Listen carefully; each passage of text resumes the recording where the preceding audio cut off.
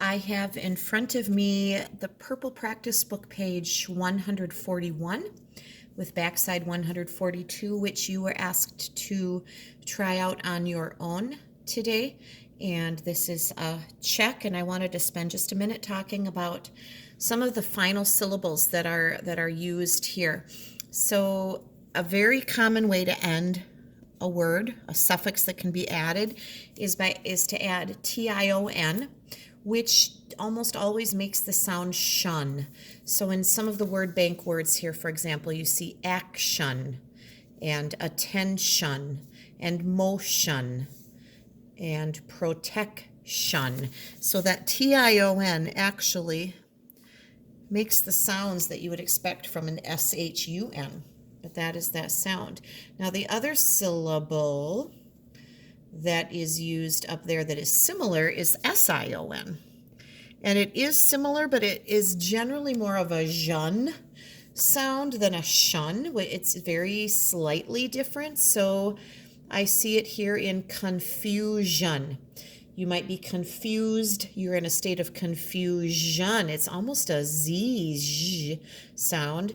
And then discussion, though, goes back to the shun. So be careful. The jun, it's not confusion, but confusion, although it can say shun. And then there's also the ure ending, future, nature, picture, and furniture. So let's just fill those words in here. With this camera, I will take your picture. I hope your cursive is coming along nicely. No one knew what to do, so there was a lot of confusion. We were confused.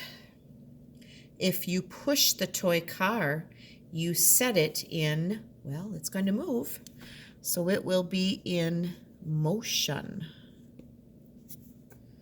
This is important news, so pay attention. Yesterday is the past, and tomorrow is the future. It hasn't happened yet. We talk about past, present, and future tenses.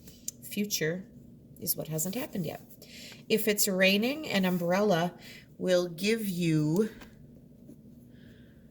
protection. Let's talk about the plans in our future. Tables, chairs, and sofas are kinds of furniture. I like that pirate movie because it has plenty of, I'm going with action. I'm thinking a piratey movie would have some good action in it. Trees, animals, and clouds are all parts of nature. All right, I'm going to flip this over and we'll check how you did on your spelling. So we have our spelling list, and we are going to look at some clues. To get pleasure from, right, the basic word that fits the clue. To get pleasure from would be enjoy. I'm writing them in cursive. I know spelling you don't have to, but we're practicing.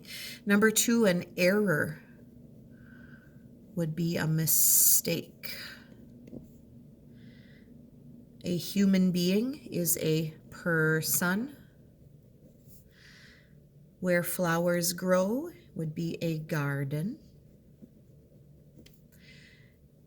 Opposite of remember.